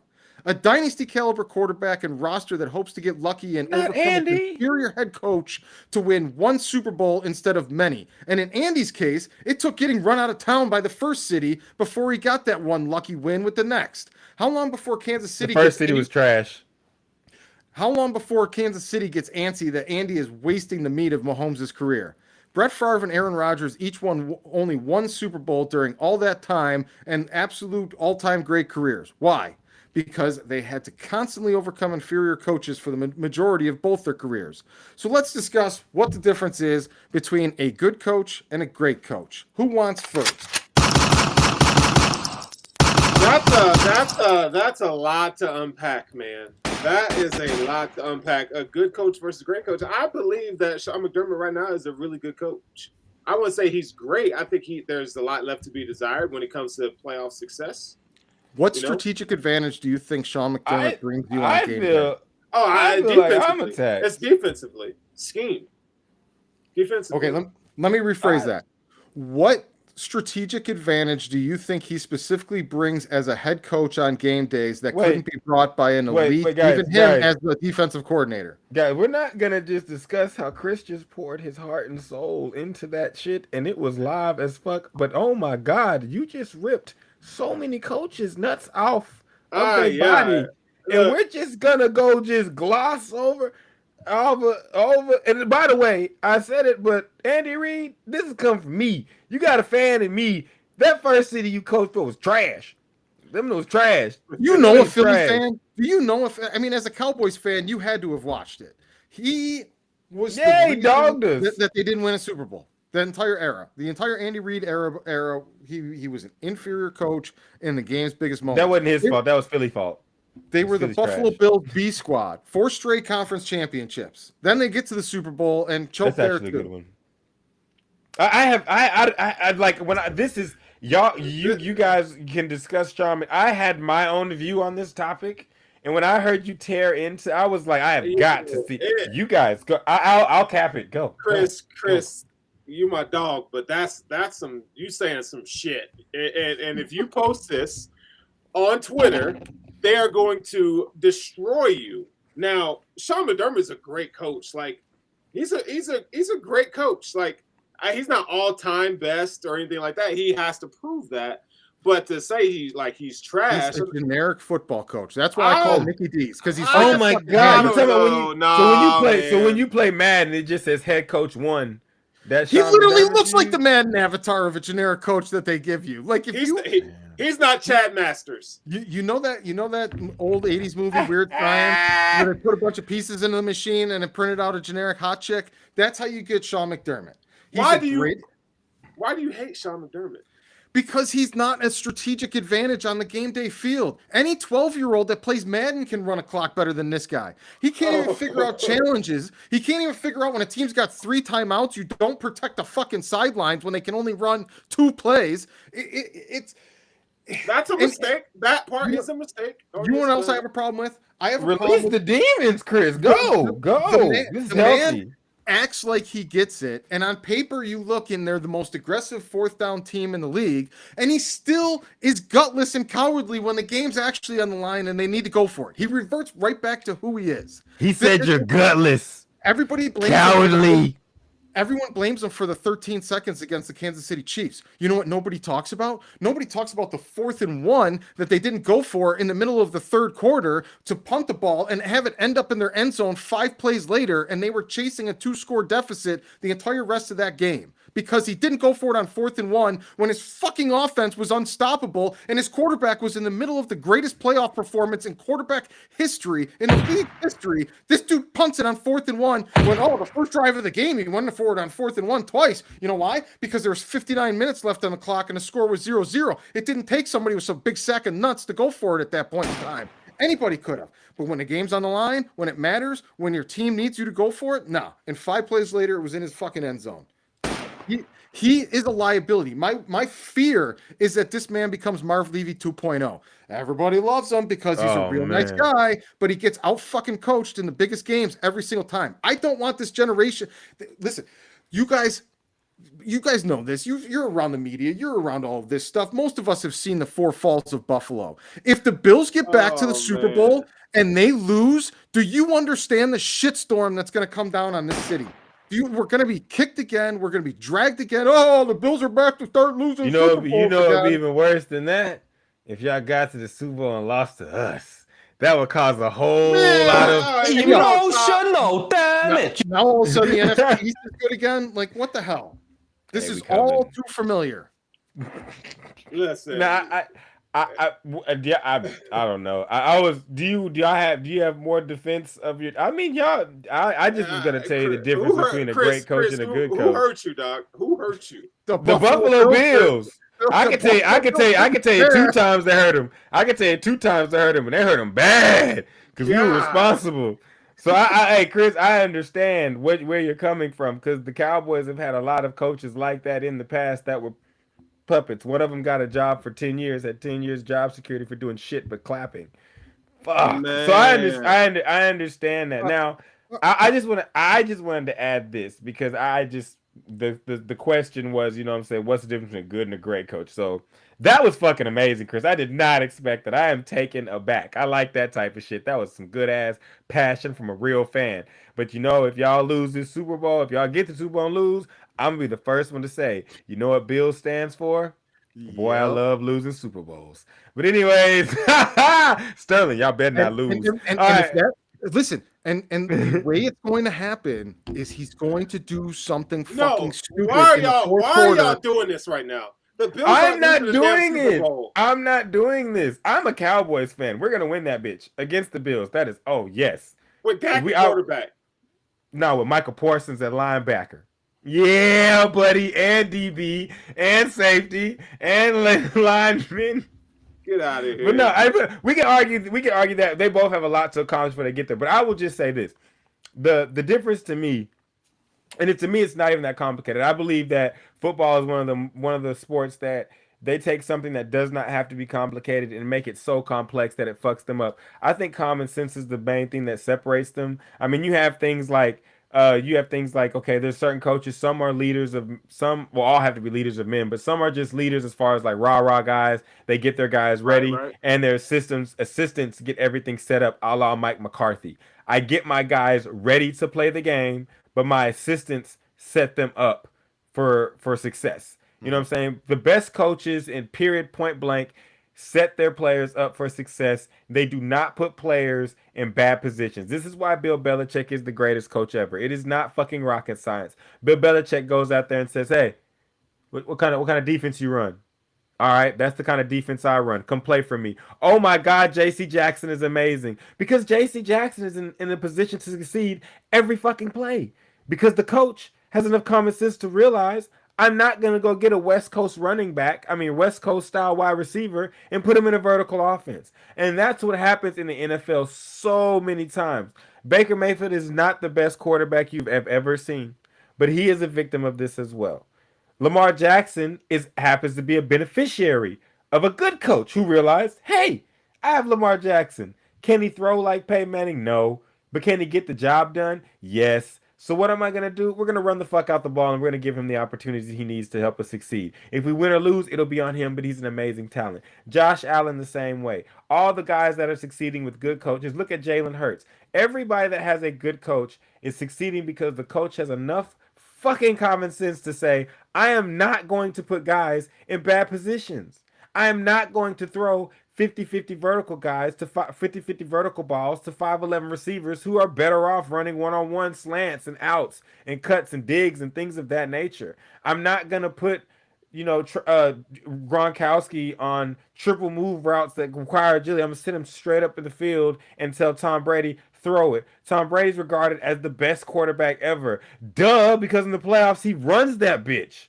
And he throws it up the seams, and he hits his receivers that are better than the corners guarding them in particular situations. It's not that hard. I think a lot of coaches get into, just like we say players get into, I gotta be the one that was the reason for everything. I think coaches have that same issue. They got to be the reason why the offense is successful, the defense is successful, and the special teams is successful. I believe I was just gonna say I believe the Cowboys, and this, you can call me a fan if I want, but this is watching their success. I believe watching them is a model of don't fuck it up. Like, if you have a guy like Jerry that wants all that shit, okay, that's cool. And I don't like that way the operation goes. But I'm also to the tune of Mike McCarthy, don't fuck it up. You got a guy that can call the defense. He's doing it. You got a guy that you finally got online to call the offense properly. Now he's doing it. Go for the ride and manage the personalities. I think that's a big thing in all sports. Just manage what you got. Don't try to make this shit too hard. Let me ask you both a yes or no question. Do you think Sean McDermott goes to the Giants? He starts 5-1? Yeah, I do. Really? I don't think Dable's a better coach than Sean McDermott. You don't think Dable? Sterling. I think that's a good question, Chris. And I think that I would have to say what you're thinking, Chris, is no. But Sterling, I think that we're watching Daboll become one of these coaches that we look at like, holy shit, he's got that juice. He's what we thought Matt Nagy was gonna be. I think you know what I'm saying? That gives a advantage. But that doesn't. But to me, that doesn't mean that Sean McDermott is a bad coach or is a coach that's just good and not great. I think Sean McDermott is a guy that's. I think that guys are in this realm of you're not just a good, you're not just a great, but you have this window to get that shit done. And if you get it done, like look at Sean McVay, he can lose all he wants, but he got it done. So he's a great coach because he found a way to get his system to win. You know what I'm saying? So he is one of these great coaches. It wasn't just because, players. Nah, when he had Gurley and Goff, he manufactured a way to the Super Bowl. So we knew he had the juice to do it. It's just about getting it done. So I think Sean McDermott is a guy that we're looking at like, we may feel this way about it, but we got to see you get it done before we can say like, you know what I'm saying? Before we can say you're good or great. I think greatness in terms of coaching is always dependent on the finish line. Yeah, Did you win? Did you win the Super Bowl? More than players. You cannot tell me a coach that hasn't won any championships is better than a coach that has. So because that's the ultimate thing about with a coach. It matters more than anything else. Moving away from Sean McDermott and just talking in general terms, I think the playoffs ultimately almost always comes down to coaching. And I think that's where good teams go against good teams. And then what's the difference maker at that point? Your head coach. And that's where I think our guy gets exposed all the time, and that's where my concern is on, if the goal is to win a Super Bowl, then anything that's not good enough to get that job done has to be assessed and considered for an upgrade. And the head coach, to me, especially once you get to the Super Bowl and it's two great teams playing each other, like they didn't, more often than not, you didn't get there by a fluke. And the difference to me, year in and year out, and who wins the Super Bowl is ultimately coaching. Well, I think sometimes, excuse me, I think sometimes it comes down to making plays too. Yeah, Because if you that look at matters. last year, it matters a hell of a lot, Sterling. For one Super Bowl, yeah. I got think lucky and talent, and the best Okay. team won. All right, Chris, blowouts. So in blowouts, yes. In blowouts, you got outcoached, point blank, period. But last year, we can't look at the Rams and say, we look at the Rams and the Bengals. We saw that Jamar Chase was running wide open down the field. And we saw that Aaron Donald made the play, but it was a good play call because he was able to make the play. You know what I'm saying? So when you look at it, it goes hand in hand. I think that's why mostly what matters more than anything is you do nothing but put your players in the best situation to succeed. And I think and yes, in playoffs, that does matter, like coaching matter, but I think that's the thing that matters in coaching is that we're seeing like you need to put this guy in the best situation. If he's good at running verticals, then in the playoffs, he needs to run nothing but verticals. So I have five coaches here, and I want each of you guys to give me a yes or no on whether you think they're or good or great. You Bet. just I'll name one. You each say good or great. First one is Andy Reid, Great. Tony Dungy, Great. Mike Tomlin. Great. Can I start real quick? Mike Tomlin is great +1. Mike Tomlin is the only coach that can successfully and consistency say next man up, and it works for him. Like if we're talking like in terms of like video game numbers, you could lose like a 99 overall player and replace him with an 80 overall player, and you're still gonna make some noise. Like Mike Tomlin's ridiculous, but go ahead. Final one, Marty Schottenheimer. Good. I have them all as good. Oh my God, Chris! What's a great coach? Oh my God, Chris! Here's Chris, why. Come on, Chris.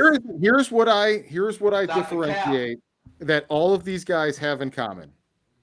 They all coached for a very long period of time, the same franchise. They all had franchise QBs for a long period of time. They all had strong rosters for extended period of time, and they all only won one Super Bowl. Okay, this is just me. And most of them would have had multiple Super Bowls if they didn't what? If they didn't lose to the best coach in NFL history, the Patriots. But this is one thing I have to say though. So when it comes to championships, I am one to believe if you get one, you get the credit from me. If you get multiple, you're on another level and stratosphere because it's hard to win a championship. So I don't really fault people for winning just one. Now I will say this though, when we talk about going into when we're talking about coaches with 20 plus years in franchise Hall of Fame, all-time great quarterback, one isn't good enough. So can I ask you a question though? Because I immediately thought of Tony Dungy. If Peyton Manning decides early in his career that it's okay to hand off the ball, you don't think he wins more? If Tony Dungy doesn't get fired, do you think he wins the following year? Man got fired and immediately got replaced by somebody who won a Super Bowl with his roster. Coaching matters. No, it matters a lot. But I'm saying like he lost the Tampa Bay Buccaneers, and he ended up and Gruden came in and directed the ship and won the Super Bowl. And then he fell into Peyton Manning. But wait. Majority of Peyton Manning's career went 13-3 every single year and lost to what? Hold up, Chris. You know I was not gonna let you skate, slide, and get by. Sterling, I would like you to tell the people who was the coach for the team. What? Not who. What was the team that John Gruden beat in the Super Bowl? Let's see. John Gruden beat the Tampa Bay Buccaneers. No, didn't he beat No, the he Raiders? No. He beat the Raiders. He beat the Yeah, Raiders. Oh my God, Chris. Now, would you hold Bill Callahan in the same light as John Gruden because he took his players to the Super Bowl? Because that's where John Gruden was the year before. And when John Gruden left, Rich Gannon got the MVP, I believe. I'm not following what the point Bill you're Callahan making. ain't shit. That's what I'm trying to say. Bill Callahan ain't shit. So sometimes players matter. Now, John Gruden's a good coach. What did Bill Callahan win? Mattered. But Tony Dungy's team was so stacked. I believe Tony Dungy would have won a Super Bowl at some point with that team. But the team decided to go in another direction. He And went John and proved Gruden, they were right by what he did with the Indianapolis Colts. He was great with the Colts, he but he won. wasn't enough. He won. He won The one Super Bowl. Bowl with Peyton Manning's entire career. my That's God. embarrassing. That's enough. That's enough. Yeah, And he I got way higher standards for all-time great. No, I can't fault you for as a coach sitting there saying that I coached the Tampa Bay Buccaneers up to a point where we lost on one fucking throw to what's his name, the wide receiver. Great players' careers are 10 to 15 years. If they win one Super Bowl, I understand that. No. Great coaches are 20 to 30 years. One Super Bowl isn't enough to be a great coach. I'm not going to do that. I'm not going to do that because we watched those games. And we watched the fact that we saw Peyton Manning get rattled and all those. That's not Tony Dungy's fault. That Peyton Manning could not handle the bump and run. Marvin Harrison could not handle the bump and run when they ran up against Ty Law and the boys. That's not their fault. What was the first? I mean, that's not argument Tony you made Dungy's about the fault. Colts? If they ran the ball a little bit more, they'd probably have a few more Super Bowls. Peyton Guess Manning what? is. That comes down to coaching. Chris, We're going to run the ball a little bit more. So Sterling, let's ask Sterling. Sterling, so do you believe that Tony Dungy would have been able to walk into a room and say, Peyton Manning, we're going to hand this bitch off? And Peyton Manning, if Peyton Manning did not want to do that, do you think that was going to happen? Fuck no. They got rid of Edgerrin James. Dude, there is no reason to get rid of Edgerrin James. Peyton Manning is the ultimate company guy. Forget about it. Stop. No, he's not. No. Tony Dungy sat him down. He's like, listen, Peyton, I love you. Chris, but I really think if we just do a couple more running plays, then we're probably This ain't Denver Peyton. This ain't Denver Peyton with the bad neck and no arm. This is Indianapolis Peyton, king of the world. All of these coaches lost to the best coach to ever coach. Then why did they get rid of Edgerrin James? Because they weren't. Why? Anyway. What? Because Peyton wanted to throw that bitch, and Peyton's like the best computer ever to play quarterback, so we respect it, and he won his Super Bowl doing it. But the team in Tampa Bay, Keyshawn Johnson was angry because they didn't throw the ball enough. Like he went to Indiana because and the next coach showed up and made sure he got the ball enough. Because man. I would sit here and say that number one, I'm not going to give John Gruden all the credit for coming in when that team was ready to win. All of the credit. I'll give him some credit because you got to put some shit together to win a Super Bowl. And so I'll give him some credit. But I'm not going to sit here and call Tony Dungy just good because he resurrected that franchise in Tampa Bay, number one, from nothing. And to be a coach, that to me means a lot too. Like you got to win at least one. But your ability to take some people, to me, the best coaches can take whatever the fuck they got out there and make it work. That's what makes you a good coach. And Tony Dungy resurrected that franchise. He took whatever he was given. The motherfucker went to an NFC championship with Sean King, man. Like Sean King, man. Like Tony Dungy's and the Sean McDermotts of the world, they can Sean McDermott. They can run my sports administration department any day of the week. Don't put them in the same sentence. Those men in to run my campus. Y'all need to put some respect on Sean McDermott's name. I'm just saying don't put him in the same sentence as Tony Dungy. I'm saying respect Tony Dungy. Right. We're gonna give Sterling here the final word on our main topic for tonight because he's been drowned down through the whole thing. So Sterling, final thoughts on the difference between a good head coach and a great one, and anything you would like to retort to in this segment. I think you can't mention a great head coach without mentioning a great quarterback. I think that relationship is super important, man. You got to have it. Nate, find me a great head coach with a trash quarterback. You know, dynasties aren't made that way. And winning the Super Bowl is extremely hard, man. It's extremely hard. Bill Cowher, great coach, won a Super Bowl, right? I'm gonna find one. Probably should have won more. Shoulda, find one. coulda, but it's so hard to win a Super Bowl, man. It's tough. I think any coach with a franchise quarterback can luck into at least one Super Bowl win. I think when you've got a great franchise quarterback and you've got a great roster. Brian Billick. What do y'all think about Brian Billick? I was gonna say I couldn't remember his name. It's Haslam, the coach for the Trent Dilfer Ravens. Yeah, Brian Billick. He wrote a defense to the Super Bowl, but he was smart enough to let's. I'm thinking about the guy he beat. My bad. I'm thinking about the guy he beat. My bad. Go ahead. I mean, to me, that was a great coaching season because he took the tools he had and did the best, played to their best advantage in games, and had a quarterback that wasn't going to light the world on fire, but wasn't going to fuck up the 10-3 game, and. So that was smart. It was good coaching. Was it coaching or was it the legendary defense he had? It was a legendary defense, but the coach was smart enough to lean into it and not screw it up by trying to freaking can we just on offense.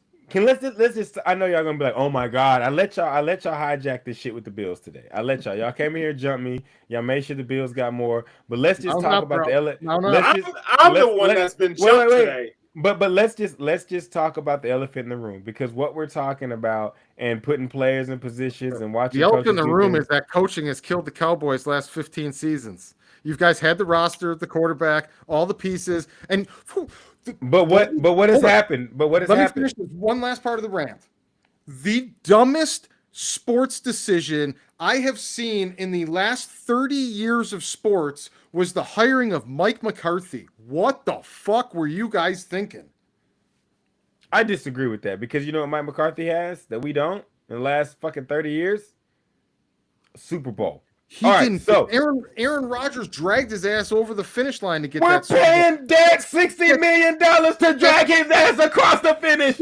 Micah, literally the perfect example of why one Super Bowl doesn't make you a great coach. Because Mike McCarthy has one Super Bowl. No, but you have to look at the fact that he is able to guide the ship. That matters, man. Yep. Being able to, okay. Hey, Sterling, you always see like those people.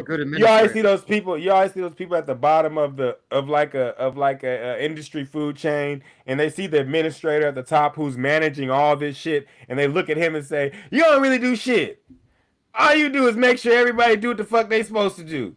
That's all you do. If everybody just do what the fuck they supposed to do." The administrator doesn't have the little red yellow flag. They don't have to decide 4th and 1s. They don't have to do any of those things. The administrator just has to make sure the paperwork's fine. You know why? Because the administrator has realized and is so dope at his job, he has sat down in the room with the offensive coordinator, the defense, and you could tell he's done this with Dallas. You saw Kellen Moore. You have seen Kellen Moore go from, I'm going to try to throw this bitch 40 times a game to sit the fuck down, and we're going to run this bitch with 2 great running backs. That shit didn't just happen. Kellen Moore didn't just all of a sudden have a epiphany in his head and say, oh, I should do this. Mike McCarthy had something to do with sitting this man down and saying, look, man, while you have Cooper Rush, let's just do this shit. Run it. Right. Do you know what elite administrators do? Do you know what elite administrators do? They take a superior offense and they sit there and play baby games, like trying to get the other team to jump off sides on 4th and 2 all the fucking time. Like we have an inferior. That's not him. That's Aaron Rodgers. I'm just saying. But you know what great project management is? Allowing your great quarterback to do that. Because maybe guess what might happen? You might get that penalty. And when you do get that penalty, hey, we'll take it, because what's the wins and loss? What's the loss that we get from this? Nothing. Yeah. People on TV just gonna be mad at Aaron Rodgers. Like, I think that's lost in this whole, like, I was a proponent. I'm a fan of Mike McCarthy. I was the one that said it's not a bad move because we see it. No, like, look. You clearly weren't a Packers fan. I was a Packers fan. But I'm saying, but even when you watch it, like, they got mad at each other. The Packers dispersed. But even if you go back and watch when the Cowboys are on Hard Knocks, the way he interacts with his team, the way that he talks, and the way that he has Brett Favre under the bus, he deserves it. Brett Favre deserves to be in jail. Fuck Brett Favre. That's the last person. Brett Favre, Chris, can I tell you something? I spent half of my life. Play as long as he wanted. Chris, I have love for Mississippi. I'll just put it that way. It's fuck Brett Favre on my side, all the way. I can't. Brett Favre. I owe you a fade. Like Brett Favre, you go. Like I do not like Brett Favre at all. He stole from the poorest people in Mississippi. Go down in absolute flames. But the on the field fact remains: this man earned the right to go out on his own goddamn terms. Ted Thompson, Mike McCarthy, and Aaron Rodgers is the fucking holy trinity of hell. All three of them motherfuckers conspired to stab a legend in the back. All of them. And you know what? And you know what? He conspired to stab Mississippi in the back. So fuck Brett Favre. He learned it from Mike McCarthy, and he deserved it. But I just think, I do think that there has to be something said for the ability to manage a person. Okay, prime example. I'll just lay this one out here. Graphics have already changed, my friend. The graphics have changed. We're on to the next thing. Trade deadline. Speaking of administrators, so if you can find a way to work in your points framed around administrators and trade deadlines, Sterling or Sports Plug Russ, you are still free to take the floor first. Oh, I was just gonna say the Eagles are amazing at what they did, Sterling. Oh, and I think the pickup of Roquan Smith for the Dolphins is gonna be fucking elite. How do y'all feel about that one? Oh, Roquan Smith to the Ravens. Roquan Smith? Ravens. I'm sorry, not Dolphins. Ravens. How y'all Bradley Chubb. My bad. Ravens to the Dolphins. Bradley Chubb to the Dolphins. But I'm saying Roquan Smith to the Ravens. It was all in the AFC. My bad. Kill me in the comments. It's cool. But I meant seeing Bradley Chubb, not Bradley Chubb, but seeing Roquan Smith go to the Ravens. What do y'all think about that one? Because that to me was the biggest one of all. You could talk about what the Eagles did, but I think Roquan Smith being added to that defense that needed it so badly, him and Queen, nah, bro. Nah. Yeah, no, I think it's a great trade for the Ravens, man. They need help on that defense and that linebacker. You know, this is a team that's always had good linebackers. So you add a Roquan Smith, and two again, really good ones. Well, they got three. So you got Patrick. True. What's his name? God. I'm lacking sleep. So I'm saying they have three. They have three really good ones, but I'm saying they have two guys that could literally. They have two guys that could be the best linebacker in the league on their team now, like top five. They have potential top five. Patrick Queen's coming on. He's a monster. He got. I got to see more. He's younger too, isn't he? He's younger too. Yeah. He's the third year guy. Third year. Yeah. So I'm thinking, just watch it. But Roquan's already what, top 10, 3? Who gets re-signed first, Lamar or Roquan? Roquan. It's less money. They could re-sign him today, but they won't.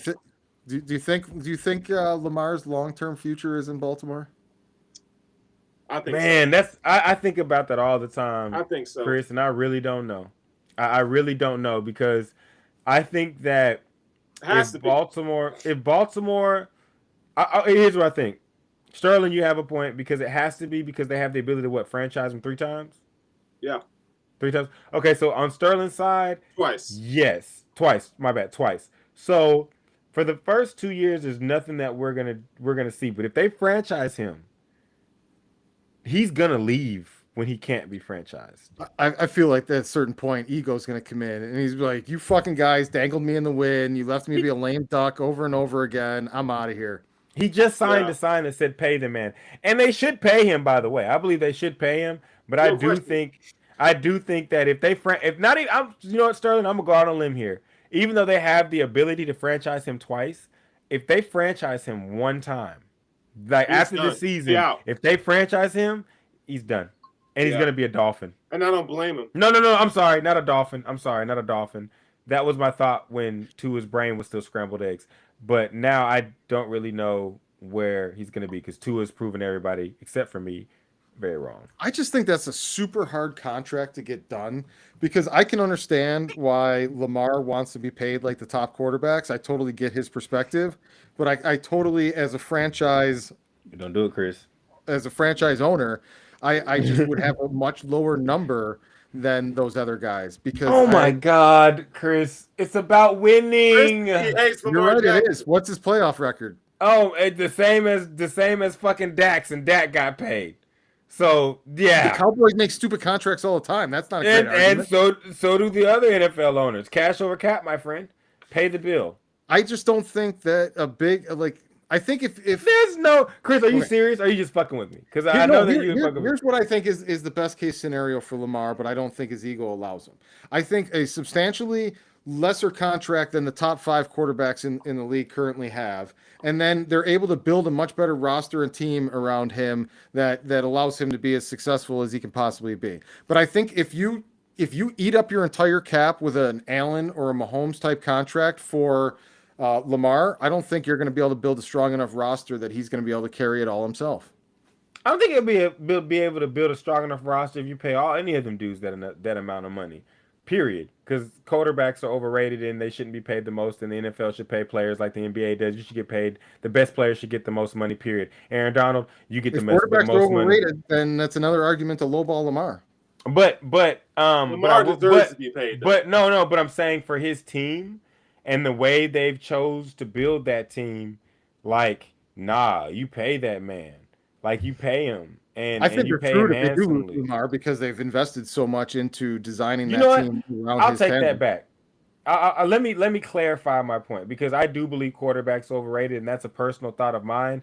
But the overwhelming point is your best players on your team should get the cash, and Lamar is the best player on that team, the best hope they have to get to Super Bowl, so he should get that cash. But I don't think that like the style or anything wins and losses. I'm tired of like us nitpicking how this guy does what. Do you win for me or do you lose for me? If you win for That's me, my I'm biggest going to issue with pay him. you. If you win for me, but I don't believe it's just playoff only. Like it has something to do with he's not the only one fucking up in playoff games. It's not the reason why we like to put it all on quarterbacks is because the way they have the money spread out. But let's be honest, we can go into all these football games and look at a multitude of reasons. A lot of times, the reason why the Cowboys lose, it's not Dak Prescott. And I'd be on Dak Prescott's ass, but it's not him. It's because the offensive line be fucking up. You want to They win get me so over many on fucking Lamar penalties. Jackson? Show me his overall record and passer rating against top 10 defenses. What does that matter if he wins the game, Chris? The first thing I said was show me his record against top 10 defenses and his passer rating. I think both of those. Do you have it? Do you have it? I don't have it, but my gut instinct, my impression is that both of those numbers would be horrible. And if I'm wrong on that, then that would completely reframe how I look at Lamar Jackson. But I'm basing my Lamar Jackson bias on the belief that he's probably below 500 against top 10 defenses and probably has the 70s, maybe 80s passer rating against top 10 defenses. I doubt you'll be able to find that information that quickly, but while you're looking for it, can I ask you a question though? Can I ask you a question though?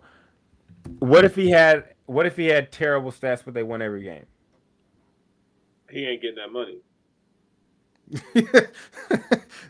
Yeah, he's not good.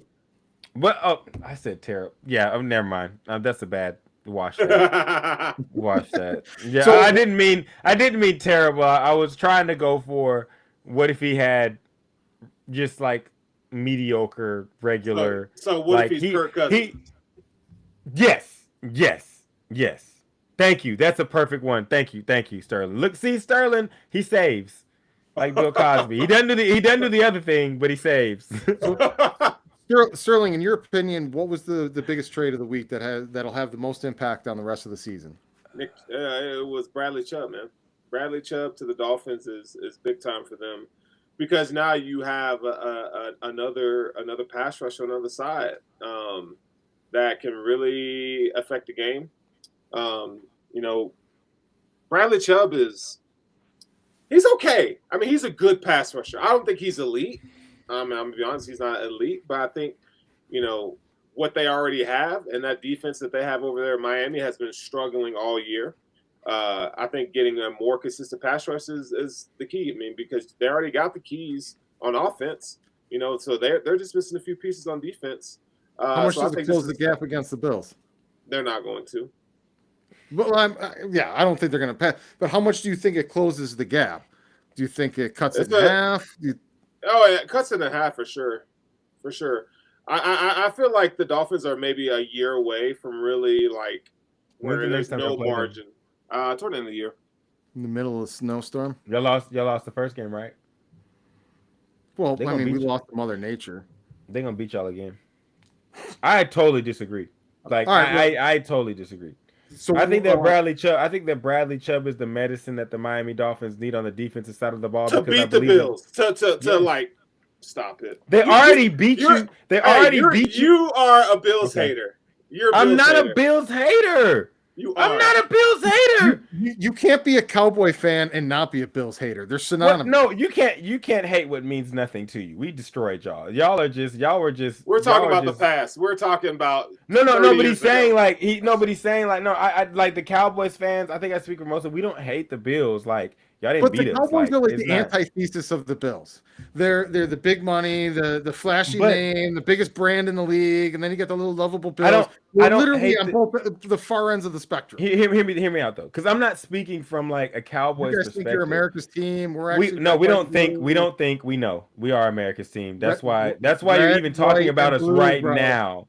Red, Right now, white, that's and why blue. that's why how you think we snuck into this conversation? This had nothing to do about the You want Cowboys, to know what? but we snuck in. America? You want to know what America? The Cowboys. They hate us because they ain't us, The baby. morally bankrupt America, the capitalist, over the top, the Wall Street freaking. How this turn greed into is the good. attack? Greed is good. That version Look. of America is what the Cowboys are America's team of. And you know what? That part of Lovable, America. believe the best in yourself, and the little guys can, And you know rise what? themselves up by the bootstraps. That America. That's the Buffalo Bills. And you know what? That America that you describe and despise is the Cowboys. You know what? Life is good. But now I'm saying like, but really though, I think that the reason why I really believe that this trade is going to be really beneficial to the Dolphins because they already have the one up on you guys. Not to say that they're just dominant over you. This is just how seasons go. They have the one up on you, and they did get lucky. They got lucky. Cool. But they were able to get lucky. Heaven and Now, earth for them to win that game. Wait. But they did it. Their quarterback was jammed up, got messed up. They were able to still get you guys. Duke gets They're jammed gonna up come every time they play the Bills. They're gonna come back, and they're gonna play you guys again, and he's gonna be playing. And now that defensive secondary that they have, which is awesome, tell me their secondary is not really good, and I'll call you guys the Dolphins. It's not. Yeah. I'm talking about not overall performance wise, because that's gonna get to my point now. But I'm talking about player personnel wise. You would take those players on that roster, correct? For on defense, you would take those guys over who? Just in general. This is hard because y'all are Bills fans. This is like asking me about the Washington Commanders. I mean, it's also hard because we've watched Allen or the Giants. run roughshod. No, my main point is that they have the players, and one thing that they have been missing on that defense is a pass rusher. Correct? Am I lying there? So you know what pass rusher have they had to bring fear that you have to game plan for Chubb? Well, Bradley Chubb is not that. I mean, he's but you have to game plan for him though. You do have to game plan for him. You do. And so with that, they have not name a guy on their defensive line that was like that you had to game plan for. Just like that. They haven't had one since Cameron Wake, I believe, correct? That fill the stat sheet but aren't going to win championships. Miami's like that as a franchise. They can have all the good players in the world. They can put up all the stats, all that. I just don't fear them. I understand you guys because I hate the Giants. But they got Jalen Phillips, right? I think Jalen Phillips is a better pass rusher than Bradley Chubb right now. Here's my point though. But Jalen Phillips can be, but you're bringing in a guy that affects that. Like the reason why Michael Parsons is so good, like you did try to argue last week, and I heard it. Not very many other people did, was the fact that he has players around him. You know what I'm saying? Like the fact that you have guys around the guy, like having a DeMarcus Lawrence, then adding a Michael Parsons to it, then adding a Dorrance Armstrong, having those players around. They have Javon Holland. They have Byron Jones is hurt, isn't he? Isn't Byron Jones hurt? Mm-hmm. He got hurt. But they had a Byron Jones. They have Xavier Howard. They have defensive players that play good in the secondary and the middle and the intermediate section of the field. But I'm telling you, since Cameron Wake, they have not had a guy that makes you really look at him and say, I got a game plan for that guy. He's not Jonathan Taylor, but Chubb has the ability to put enough pressure on the offense with a guy like Phillips. Will keep Phillips from getting double teamed. They'll have the ability to make that pass rush better. Better pass rush means what? The DBs can react to passes better, which means what? Your defenses overall becomes better. No, it helps. It helps. Overall, it makes them better, and I do think they're going to beat y'all twice. Now, will they beat y'all in the playoffs? I don't know. They're not winning that snow game. They're not winning that snow game. And they're not winning Buffalo. You know who else isn't winning a lot lately is Tommy Brady. Now, it was inevitable to me that this man was going to stay one season too long. I just didn't think his family would be collateral damage in that season. Is he done, or is he got nothing else to do now that he's divorced? That he's definitely going to stick around. He's done. He's done. Yeah. This is last season, man. It should be his last season. Does he make it through the season? Yeah. He won't quit on his team. I know He'll make it. Brady doing that. But I say it all the time. These guys don't go out in glory. You got to go out on your shield. All these football players, for the most part, they go out on their shield. And that's just happening to Tom now. Another thing about Tom that makes it interesting is you had a choice, bro. You really had a choice, and even though it looked good from the outside, and hey, we're not married to Giselle, man. You shouldn't have listened to us when we told you to play. You should have took your ass home. Shit, me and Sterling were play. Clearly we were wrong. You were married to a witch who's casting spells. Take your ass back home. But I don't think he's going to quit on his team. But I most definitely think that this is the end of the road. But I'm not in a place of sorrow. This is how quarterbacks get ended. Yeah. This is how players get ended. They go out on their shield. It's this. You cannot get. It's always going to end ugly. It just took longer than everybody thought. Yeah, well, I mean, yeah, it's always there's no name me a player that without reluctance quit in a happy state. Winning. You gotta get it goes bad. Because that's how you realize I think I John ain't got Elway's this really shit. the last one. He's and even him, I think his was we noticed that he's the last one. He realized it. I'm getting too old for this shit. On some Lethal Weapon shit, I'm too old for this shit. I can't do this no more. And I think that players don't see it, and they have to get knocked out. Troy, I'm a Cowboys fan. LeVar Arrington had to knock this man out, out of football before, and we knew years, weeks, seasons before. Draymond's done. He ain't the same Troy. But these guys got to go out. They got to go out on their back, man. For some reason, they got to go out with knowing. I get it, but they got to go out knowing that shit. Hey, this is all I got. This is all I have left. All right, gentlemen. The top 10 power rankings brought to you by Sterling. I guess my first question here right off the get-go, you had the Dolphins ranked at number 10. Is that before or after the Chubb trade? And does the Chubb trade change it at all? Yeah, that's because of the Chubb trade. I think that puts them at number 10. I think, to a back, I think, they're a good team.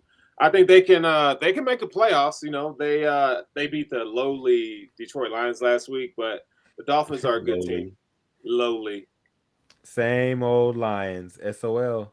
New York Giants, man. One of the most underrated games last week against Seattle Seahawks. The New York Giants came up short. They had a fourth quarter meltdown toward the middle of the fourth quarter. They kind of just lost it, but I still think they're the number 9 team in my power rankings. They're not Giants, they're midgets. Go ahead. Yeah, and then, how in the world does this team keep winning? Geno Smith is playing out of his mind. I don't know what's in the water in Seattle, but it ain't Russell Wilson, and they are balling. So I'm gonna go addition with the by Seahawks subtraction. There. Absolutely. Coaching matters. We got I don't know what to make of these dudes. I mean, just when you think their season over, Derrick Henry rushes for 200 yards. Malik Willis comes in as spot duty for Ryan Tannehill, and the Tennessee Titans are getting things together. Go ahead. Before you switch it, Chris, the Tennessee Titans are when your homie walks in and he's really happy, but his chick is just god awful ugly. And you're just what the fuck? And he's she just does everything right. That's the Tennessee Titans. Yeah, the 49ers absolutely eviscerated the the Rams, who are not in my top 10 teams. Chris McCaffrey had himself a day. These 49ers continue to get healthy. They continue to get better. I think, they're going to give Dallas and the Eagles a run in NFC.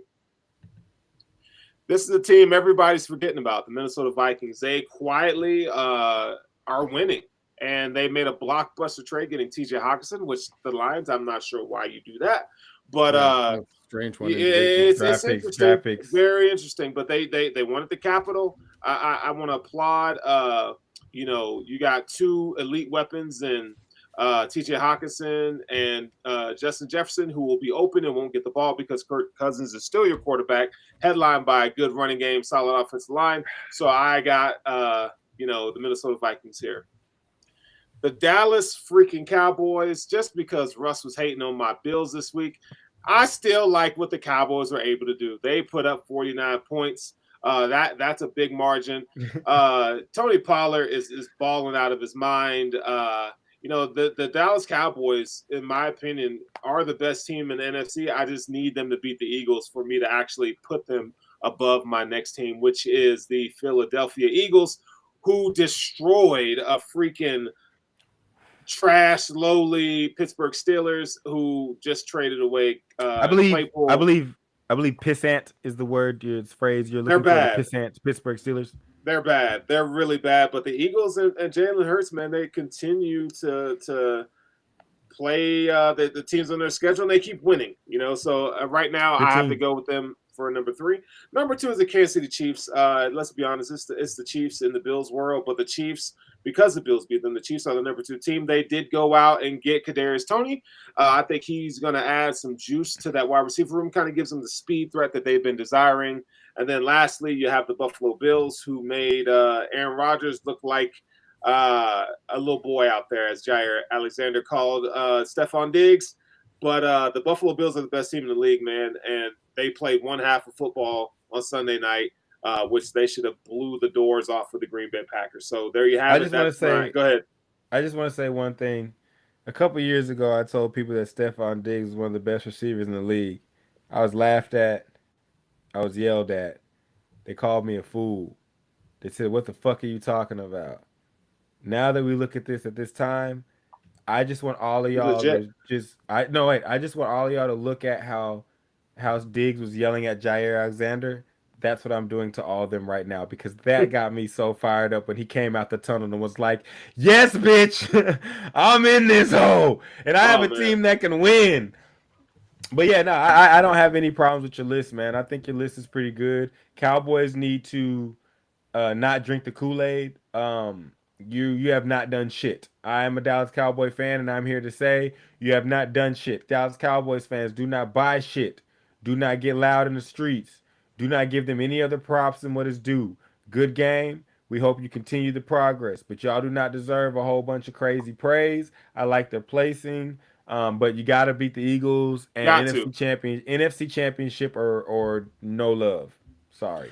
All right, gentlemen, we're going to bring it in for a landing here with final thoughts. We'll give you each a crack at it. I want your Thursday night football pick and any last thoughts you have for the show. We'll start with you, Sterling. Well, who's playing on Thursday night? Because nobody cares. Thursday night football is fucking. I was hoping you were going to tell me, to be honest with you. Yeah, I was like, oh, brother, these guys stink. It's Houston and Philadelphia for shits and giggles.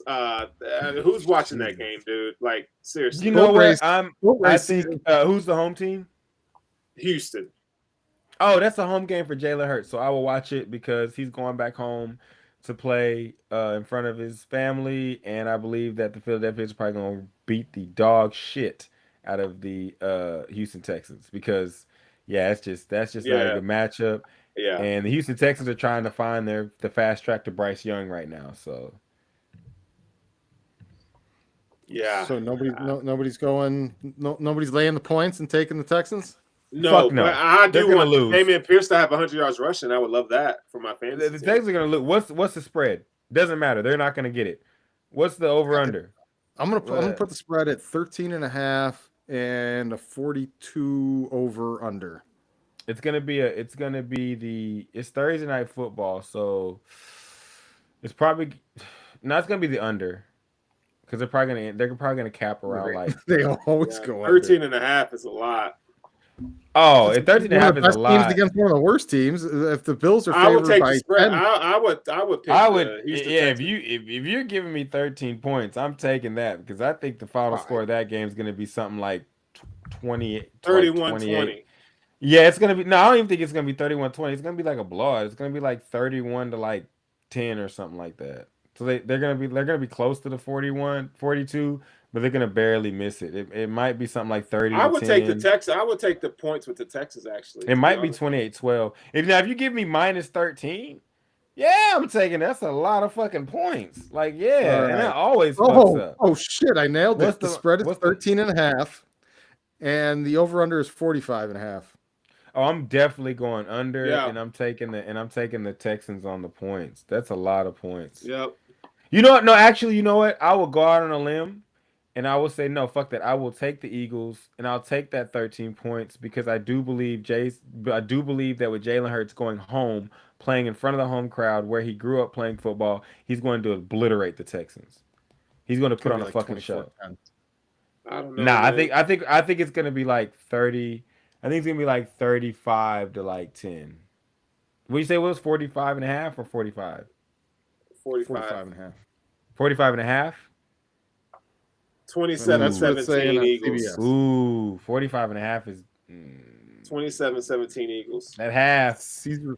I'm gonna go under, but I'm gonna give the Eagles the spread. They're gonna beat the spread. I think the Eagles are gonna get the 13. Like they're gonna win by 13 and a half. But I don't know. 45 and a half is a trick. Ask Yeah, Dave. right. Ask Dave. Any other final thoughts, gentlemen? Get off Kyrie's back. The season's 82 games, so if your team's not doing good right now, it'll be all right. Cowboys forever. The Phillies will beat the Astros. If they cheat, it doesn't fucking matter because y'all cheated. Y'all got anything else? Tennessee over Georgia. Tennessee over Georgia. Go Vols. Hey, Rest you in- know, rest y'all, in- you rest know in what? peace, Takeoff. I'll leave you guys. Rest in peace, Takeoff. And I'll leave you guys in Sports America. I'll leave you with this final thought. How can they be volunteers if they are getting NIL deals? On that note, Sports Sushi done.